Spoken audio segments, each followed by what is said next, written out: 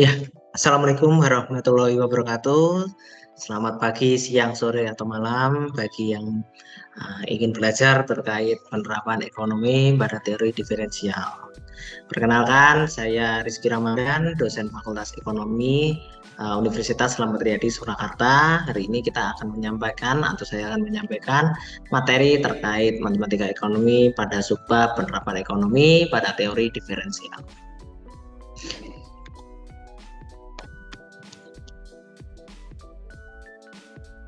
Oke, pada teori diferensial ini untuk mengetahui apakah pi turunan sama dengan 0 itu mencerminkan keuntungan maksimum ataukah justru kerugian maksimum. Nah, ini perlu diuji melalui derivatif kedua dari fungsi pi. Nah, sehingga pi sama dengan R kurangi C atau return dikurangi cost sama dengan nilai fx atau fungsi Q. Nah, pi optimum apabila adalah pi turunan pertama sama dengan 0 atau MR sama dengan MC. Nah, jika pi itu lebih kecil dari 0, maka pi maksimum atau dapat dikatakan keuntungan maksimum. Jika pi turunan pertama itu lebih dari 0, maka pi maksimum atau kerugian maksimum. Nah, sekarang tingkat produksi yang memberikan keuntungan maksimum atau menimbulkan kerugian minimum itu bisa dilihat dari melalui pendekatan diferensialnya. Dikarenakan baik dari penerima total R maupun biaya total konsumsi sama-sama merupakan fungsi dari jumlah keluaran yang dihasilkan oleh atau yang terjual. Jadi dapat dikatakan bahwa nilai Q itu didapatkan dari nilai L dan nilai C. Maka dapat dibentuk suatu fungsi baru yaitu fungsi keuntungan atau nilai M. Nilai ekstrim atau nilai optimum P dapat ditentukan dengan menetapkan derivatif pertamanya sama dengan 0. Nah, nilai return atau R besar itu sama dengan R kali Q atau return kali jumlah barang yang dihasilkan atau dijual. Dan C atau konsumsi sama dengan nilai C dikali jumlah barang yang dihasilkan atau dijual. Jadi nilai keuntungan itu sama dengan nilai return dikurangi nilai konsumsi sehingga menghasilkan nilai R Q min C Q sama dengan FQ. Nah, N optimum jika nilai pi turunannya itu sama dengan 0 atau dapat dikatakan Fq sama dengan perubahan pi dibagi perubahan Q sama dengan 0. Nah, dapat disimpulkan bahwa pi itu sama dengan R min C atau dapat dibentuk lain yaitu pi turunan pertama sama dengan R turunan pertama dikurangi C turunan pertama sama dengan MR dikurangi MC. Nah, berarti pada N optimum atau nilai keuntungan maksimum yaitu pi turunan pertama sama dengan 0 dikurangi MR dikurangi MC sama dengan 0 atau dapat dikatakan marginal return dikurangi marginal cost atau MR dikurangi MC sama dengan nilainya itu sama. Nah, mungkin masih bingung ya dengan apa yang saya jelaskan barusan. Jadi kita beralih ke contoh kasusnya saja. Maksudnya kita terapkan pada kasus yang sudah ada. Nah, di sebelah saya ini, di sebelah kiri saya sudah ada kasus yaitu R sama dengan RQ sama dengan min 2Q kuadrat plus 1000Q. Ini adalah rumus fungsi dari R atau returnnya. Sedangkan rumus fungsi dari konsumsi itu Q pangkat 3 atau Q kubik min 59Q kuadrat plus 1315Q plus 2000. Jadi dari rumus ini kita tentukan keuntungan maksimumnya berapa. Tapi sebelum masuk ke situ, kita harus menentukan nilai pi atau nilai keuntungan maksimumnya itu berapa. Dilihat dari kita mengurangkan atau menyederhanakan dari R dan C. Nah, pi itu kan rumusnya R min C. Sehingga kita bisa ditulis nih di sebelah, yaitu min 2Q kuadrat plus 1000Q min. Nah, dalam kurung nilai Q pangkat 3-nya ini min 59Q kuadrat dan seterusnya. Jadi kalau kita sederhanakan kembali, min 2Q kuadrat plus 1000Q sama dengan min Q pangkat 3. Kenapa kok min? Karena min dikali plus adalah min. min dikali min 59 Q kuadrat, yaitu jadi plus 59 kuadrat, min dikali plus 1315 Q sama dengan min 1315 Q, terus min dikali plus 2000, jawabannya min 2000. Nah, kalau sudah, itu disederhanakan kembali, kita yang sama pangkatnya disederhanakan, yang beda tetap saja. Jadi nilainya adalah rumus fungsinya yaitu Pi sama dengan min Q pangkat 3 plus 57 Q kuadrat min 315 Q min 2000. Nah, sekarang kalau sudah ketemu rumus fungsi Pi, kita tentukan keuntungan maksimumnya, yaitu Pi turunan sama dengan 0.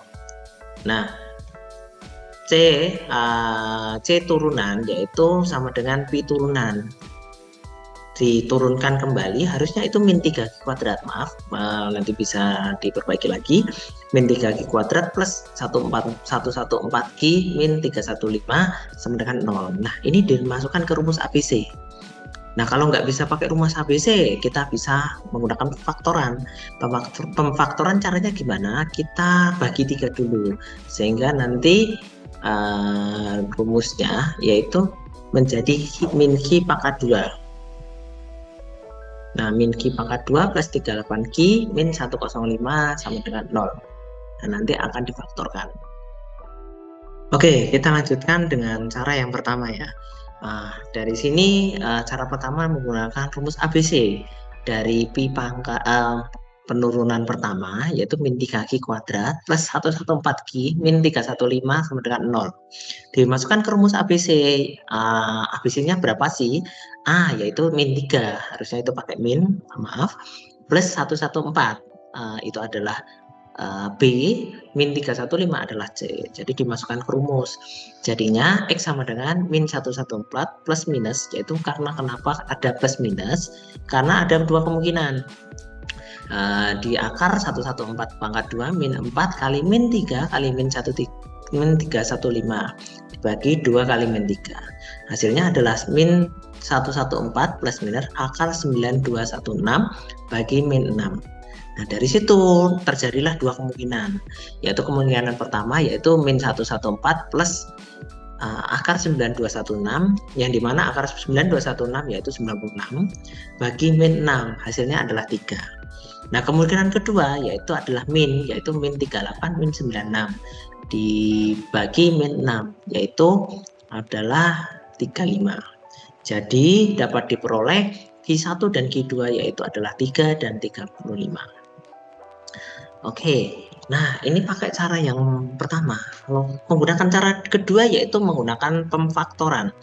Nanti tadi kan min 3 Q kuadrat plus berapa dibagi 3 dulu menjadi Q kuadrat plus 38 Q min 105 sama dengan 0. Difaktorkan menjadi min Q plus 3 dikali Q min 35. Diperolehlah nilai 3 dan 35. Ini kan min. Nah, itu tidak dianggap saja, diambil nilai faktorisasi di belakangnya yaitu 3 dan 35. Nah, gimana sih caranya memfaktorkan? Kalian bisa tonton di video ini yang saya sematkan untuk PPT-nya, atau bisa mengunjungi link halaman berikut yang ada di sebelah bawah, dari sebelah kiri saya, dengan cara ketik di keyboard kalian, klik Ctrl terus diklik linknya, nanti mengarahkan ke YouTube untuk cara pemfaktoran. Kenapa tidak saya jelaskan? Agar tidak lama. Oke, selanjutnya dari kesimpulannya, itu kan kita sudah menentukan 3 dan 35, sorry.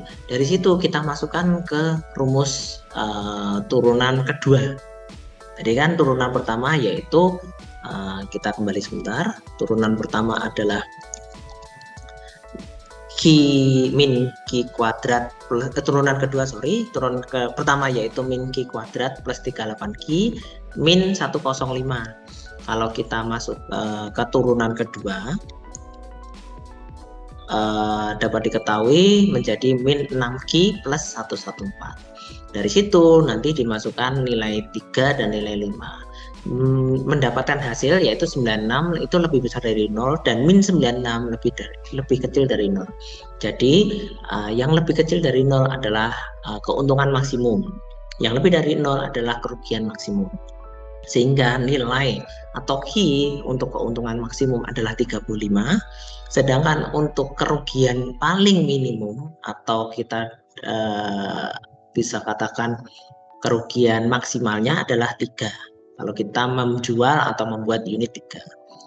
Nah, besarnya keuntungan maksimum tersebut yaitu Pi sama dengan min 35 pangkat 3. Ini rumusnya di Pi pertama tadi, setelah dimasukkan angka 35, yaitu kita mendapatkan keuntungan yaitu 13.925.